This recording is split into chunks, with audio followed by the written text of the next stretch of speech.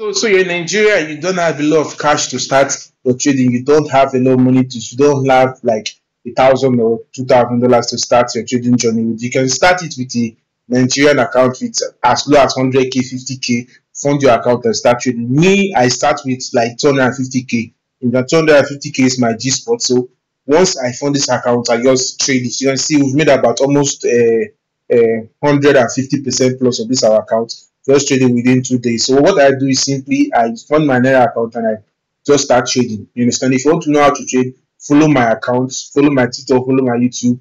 If you want to sign up with my broker, my Naira broker, I use HFM. The link is in the bio.